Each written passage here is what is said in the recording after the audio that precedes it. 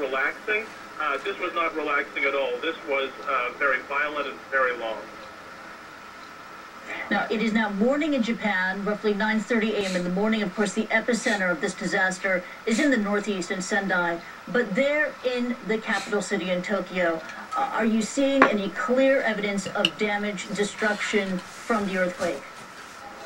I'll tell you, right now I'm on the way to Narita Airport.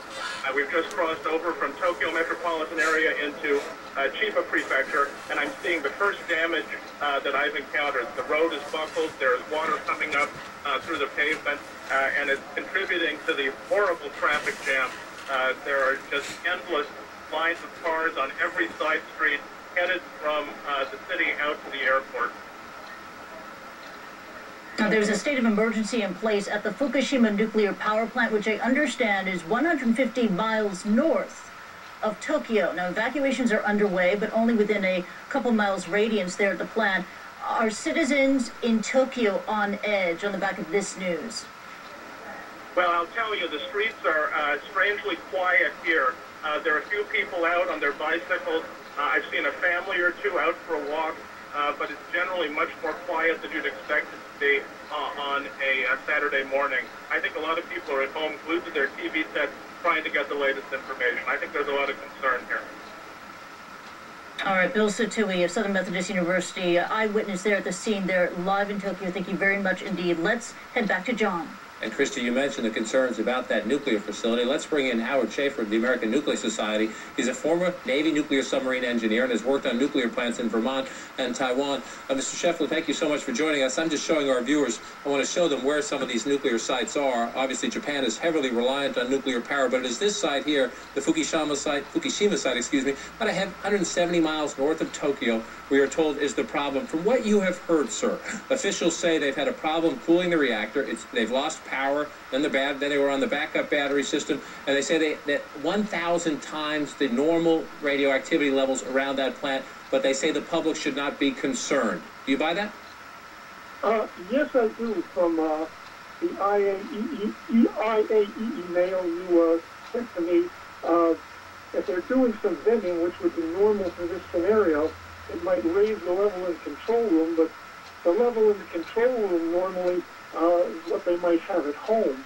So from everything I've seen and heard, it sounds like the Japanese officials are right on top of it. They've had a very serious situation there with the loss of their electrical power due to the tsunami. And so they do this initial seepage, which you say should be fine. What's the next challenge in the sense of if they still don't have power restored there, how much time do they have before they face another dramatic challenge? Well, from what I saw, they had got portable power in, so they'll continue in this vein until they get more power in. But without any power at all, the next challenge wouldn't come for a day or two anyway. Help a layman who doesn't understand perhaps how this works.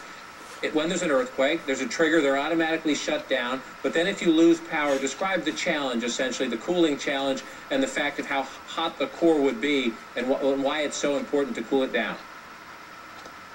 For a reactor core, when the chain reaction stops, the fission products, the pieces of the split atom are radioactive, and as they give off their radioactivity, that generates heat. Each little fuel pellet is microwaving its neighbor and things around it, you might say. That heat decreases over time, but there's quite a bit in the beginning, and it has to be removed, otherwise the core will continue to heat up and be damaged and can even melt down. As you'll recall, we ran that experiment at 3 Mile Island in 1979.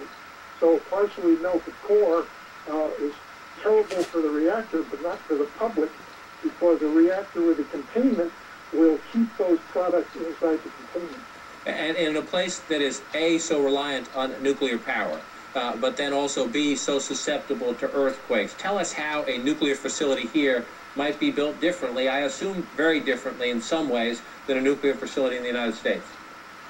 From my understanding, they look very similar, but the seismic strength is much greater. power plants all over the world are tailored to their extreme conditions in their particular location. And the Japanese, of course, have a normally higher earthquake condition than we designed for in this country.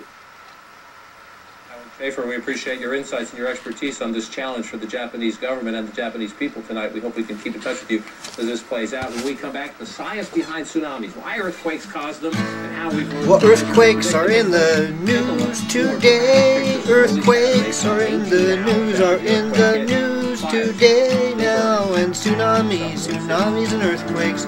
Oh, my, my, my.